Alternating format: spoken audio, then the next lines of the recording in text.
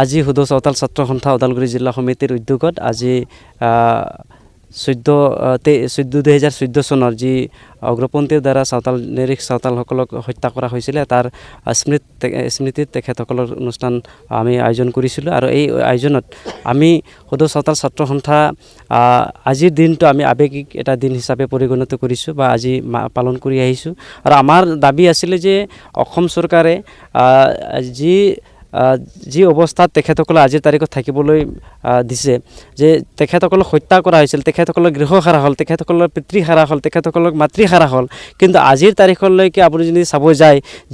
যিকেইটা ঠাইত ঘটনা সংঘটিত হৈছিলে সেইখিনি ঠাইত কিন্তু আজিৰ তাৰিখলৈকে না ভাল ৰাস্তা আছে, না ভাল খোৱা পানী আছে, ভাল স্কুল আছে, ভাল স্বাস্থ্যকেন্দ্ৰ আছে। তাৰমানে চৰকাৰে কি বুজাইছে, আপোনালোকক তেনেকুৱা কোনোবাই ইচ্ছা কৰিলে আপোনালোকক হত্যা কৰা হ'ব, আপোনালোকক চৰকাৰে সা সুবিধা দিয়া নহ'ব, আপোনালোকক ৰাস্তা পদূলি দিয়া নহ'ব, যাতে চাওতালসকলে কোনো পধ্যে তেখেতসকলে আগবাঢ়িব নোৱাৰে, কোনো পধ্যে তেখেতসকলে শিক্ষা গ্ৰহণ কৰিব নোৱাৰে। তাৰ চৰকাৰে পৰিকল্পনা কৰিছে আৰু চাওতালসকলক লাহে লাহে তেখেতসকলক এটা ষড়যন্ত্ৰ কৰি পেলাই তেখেতসকলক কেনেকৈ ইয়াৰ পৰা তেখেতসকলে নিষেধ কৰি কৰিব লাগে, এই পৰিকল্পনাটো অসম চৰকাৰে ৰচিছে। গতিকে আমি দাবী জনাইছোঁ যে যি বিশ্বনাথ চাৰিআলিৰ আজিৰ তাৰিখৰ সোণাজুলি ফুলবাৰী ৰাস্তাৰ ব্যৱস্থা নাই, যি তাত পুলিচ কেম্প এটা দিয়া হৈছিলে, সেই পুলিচ কেম্পৰ জৰাজীৰ্ণ অৱস্থাত তাত মানুহ নাই। আৰু এনেধৰণৰ চাওতালসকলক এটা অৱহেলিত কৰি পেলাই আজি অসম চৰকাৰে কি চাবুত কৰিব বিচাৰিছে, তাৰমানে আমাক মাহীয়াৰ চাকৰিৰে চোৱা হৈ আছে। সেই চৰকাৰখনে আজি জানিবলৈ উচিত যে যিসকলক মাতৃহাৰা হ'ল তেখেতসকলৰ আজিৰ ভূমিপট্টা আজিলৈকে দিব পৰা নাই, তেখেতসকলক যথেষ্ট পৰিমাণৰ আৰ্থিক সাহায্য দিব পৰা নাই, তাৰমানে তেখেতসকলে কেনেধৰণে চলিব। সেয়েহে আমাৰ এটা লাখটকীয়া প্ৰশ্ন চৰকাৰৰ ওচৰত। আৰু আমি দাবী জনাইছোঁ অতি শীঘ্ৰে অসম চৰকাৰে যিসকলৰ মাতৃহাৰা হ'ল, গৃহ হাৰা হ'ল, তেখেতসকলক এটা আৰ্থিক অনুদান আগবঢ়ায় আৰু লগতে তেখেতসকলক আগবঢ়াই যোৱাত চৰকাৰৰ মানে দায়িত্ব থাকিব লাগে। এইখিনি আমি চৰকাৰৰ ওচৰত দাবী জনাইছোঁ। যে 2014 চনৰ আজিৰ দিনটোতে গোসাইগাঁৱৰ কোকৰাঝাৰৰ লংচুঙত, শোণিতপুৰ জিলাৰ বটাচীপুৰত আৰু বিশ্বনাথ চাৰিআলি, সেই সময়ৰ শোণিতপুৰ বৰ্তমান বিশ্বনাথ, সোণাজুলি আৰু ফুলবাৰীত সেই সময়ৰ দুৰ্ধৰ্ষ NDFB উগ্ৰপন্থীয়ে নিৰীহ চাওতাল জনগোষ্ঠীৰ ওপৰত নিৰ্মমভাৱে অত্যাচাৰ চলাইছিল। আৰু এই নিৰ্মমভাৱে অত্যাচাৰ চলাই পেলাই 85জন চাওতাল আৰু আদিবাসী লোকক গুলীয়াই হত্যা কৰিছিল। আৰু আজিৰ সেই দিনটোৰ যিসকল লোক পৰলোক প্ৰাপ্তি হ'ল, যিসকল লোক বৈকুণ্ঠলৈ গমন কৰিলে, তেখেতসকলৰ পবিত্ৰ আত্মাৰ স্মৃতিত আজিৰ হিংগাঁও খেলপথাৰত হুদ চাওতাল ছাত্ৰ সন্থা ওদালগুৰি জিলা সমিতিৰ উদ্যোগত ইয়াত শ্ৰদ্ধাঞ্জলি অনুষ্ঠান আমি আয়োজন কৰিছিলোঁ। আৰু এই শ্ৰদ্ধাঞ্জলি অনুষ্ঠানৰ যোগেদি মই সমগ্ৰ অসমবাসী আৰু সমগ্ৰ বিশ্ববাসীৰ লোকক মই আপোনালোকৰ যোগেদি বাৰ্তা প্ৰেৰণ কৰিব বিচাৰিছোঁ যে যিসকল লোক নিৰ্মমভাৱে অত্যাচাৰ কৰি তেখেতসকলক নিধন কৰা হ'ল, তেখেতসকলৰ কোনো দুখ নাছিল, তেখেতসকলে কাৰো অন্যায় অবিচাৰ কৰা নাছিল, তেখেতসকলক জন্তুৰ নিচিনাকৈ দুগ্ধ পান কৰি থকা আৰু দুগ্ধ কিছুৱাসকলক পান কৰাই দিয়া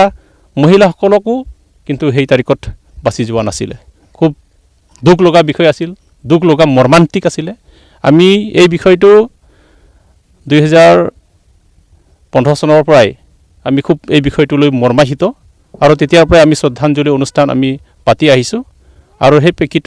পৰিপ্ৰেক্ষিততে আজিও সমগ্ৰ অসমৰ বিভিন্ন জিলাবিলাকতো আজি চাওতাল ছাত্ৰ সন্থাই আজি এই শ্ৰদ্ধাঞ্জলি অনুষ্ঠান আয়োজন কৰিছে, পাতিছে। আৰু এইখিনি বিষয়তে মই এটা কথা উনুকিয়াব বিচাৰোঁ যে যিসকল উগ্ৰপন্থী গোটে চাওতাল জনগোষ্ঠী আৰু আদিবাসী জনগোষ্ঠীৰ ওপৰত নিৰ্মমভাৱে অত্যাচাৰ চলালে, তেখেতসকলক ৰঙা দলিচা পাৰি তেখেতসকলক আদৰি অনা হ'ল। তেখেতসকলৰ লগত ভাৰত চৰকাৰ আৰু অসম চৰকাৰে ত্ৰিপাক্ষিক বৈঠকত বহি তেখেতসকলে একৰ্ড কৰিলে। একৰ্ড কৰি পেলাই তেখেতসকলক স্বনিয়োজনৰ পৰা আৰম্ভ কৰি পুনৰ সংস্থাপনলৈকে চৰকাৰে গোটেইখিনি কৰি দিলে। কিন্তু এই নিৰীহ চাওতাল আৰু আদিবাসী লোকৰ যি ক্ষতি হ'ল, সেই ক্ষতিৰ পূৰণাৰ্থে আজিৰ তাৰিখলৈ চৰকাৰে কিন্তু যথেষ্ট পৰিমাণে অৰ্থ বৰঙণি প্ৰদান নকৰিলে। আমি খুব দুৰ্ভাগ্য অনুভৱ কৰিছোঁ। আৰু অকল এই কথাতে আমি থমকি ৰ'ব নালাগিব। আমি জানো যে যেতিয়া ইংৰাজৰ শাসন চলিছিল ইংৰাজৰ শাসনৰ সময়তো এই চাওতাল জনগোষ্ঠীৰ ওপৰত ইংৰাজ চৰকাৰে হাজাৰ হাজাৰ চাওতাল জনগোষ্ঠীক নিধন কৰিছিলে তাৰপিছত 70 শতিকাত বিভিন্ন ডকায়তৰ দলে চাওতাল গাঁওবিলাকত সোমাই পেলাই চাওতালসকলৰ সা সম্পত্তি লুটি লৈ গৈছিলে আৰু চাওতাল মহাজনসকলক বা চাওতাল মানুহবিলাকক তেখেতসকলে গুলিয়াই মাৰি খুকুৰিৰে কাটি নিধন কৰিছিলে সেই এটা আমাৰ ওপৰত এটা ষড়যন্ত্ৰ আছিল তাৰপিছত আজিৰ তাৰিখলৈ চাবলৈ গ'লে যে চাওতাল জনগোষ্ঠী কোনো চাহ জনগোষ্ঠীৰ লগত জড়িত নহয় আৰু সেই চাহ জনগোষ্ঠীৰ লগত সম্বন্ধ নথকা এই চাওতাল জনগোষ্ঠীক অসম চৰকাৰে চাওতালসকলক চাহ জনগোষ্ঠীৰ তালিকা দি পেলাই যি ষড়যন্ত্ৰ কৰিছে তাৰ মানে কি বুজাইছে চাওতাল জনগোষ্ঠী এটা সময়ত ইংৰাজ চাওতাল জনগোষ্ঠীক এটা সময়ত এই ডকাইতি বাহিনী এটা সময়ত উগ্ৰপন্থী আৰু আজিৰ তাৰিখত চাওতাল জনগোষ্ঠীক অসম চৰকাৰে স্বাভিমানৰ ওপৰত অস্তিত্বৰ ওপৰত এটা ভাবুকি কঢ়িয়াই আনিছে সেইকাৰণে আমি ভাবিছোঁ কোনো পাৰ্থক্য নাই সেই সময়ত ইংৰাজ উগ্ৰপন্থী ডকাইত আৰু চৰকাৰ চাওতাল জনগোষ্ঠীৰ ক্ষেত্ৰত কোনো ব্যক্তিক্ৰম নাই আমি সেইবিলাক বিষয়ত আমি একমত বুলি আমি ক'ব পাৰোঁ তেখেতসকল একে ইয়াত পাৰ্থক্য নাই সেইকাৰণে আমি ভাবিছোঁ যে অনাগত দিনত চাওতাল জনগোষ্ঠীৰ ওপৰত যোনে নহওক চৰকাৰে হওক বা কোনোবা উগ্ৰপন্থী হওক বিগত দিনবোৰৰ দৰে যেনেকৈ এই চাওতাল জনগোষ্ঠীৰ ওপৰত নিধনযোগ্য চলিল কিন্তু অনাগত দিনত এনেকৈ নিধনযোগ্য নচলিব আমি চলিবলৈ নিদিম আমিও এতিয়া শিক্ষাৰে আগবাঢ়ি আহিছোঁ আমিও ভাল বেয়া আমিও দিশ বিদিশ আমিও পৰিভ্ৰমণ কৰিব পাৰিছোঁ আমিও গম পাইছোঁ আমিও তাৰ বিৰুদ্ধে থিয় হ'ম আমিও মাত মাতিম আৰু বিশ্ববাসীক আমি জনাই দিব বিচাৰিম যে এই চাওতাল জনগোষ্ঠী যি নিধনযোগ্য এই নিধনযোগ্য চাওতাল ছাত্ৰ সন্থাৰ নেতৃত্বত তাৰ প্ৰত্যুত্তৰ দিয়া হ'ব অন্যথা বৃহততকৈ বৃহৎ আন্দোলন আৰু ভাৰতৰ বাহিৰেও আন্তঃৰাষ্ট্ৰীয় পৰ্যায়লৈকে এই যে চাওতাল জনগোষ্ঠীক নিধনৰ যি যজ্ঞ সেই যজ্ঞৰ বিষয়ে আমি বিভিন্ন পৰ্যায়ত আলোকপাত কৰিম ধন্যবাদ ৰঙাপাৰাবাসীৰ বাবে সুখবৰ আপুনি যদি দুচকীয়া বাহন ল'ব বিচাৰিছে তেন্তে এতিয়াৰে পৰা আৰু চিন্তাৰ কোনো প্ৰয়োজন নাই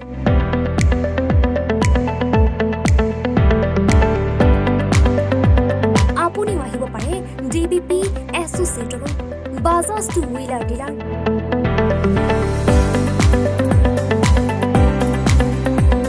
আমাৰ ঠিকনা ৱাৰ্ড নং 8 ঠাকুৰবাৰী ৰোড ডাকঘৰ ৰঙাপাৰা জিলা শোণিতপুৰ আমাৰ যোগাযোগৰ নম্বৰ 9435707133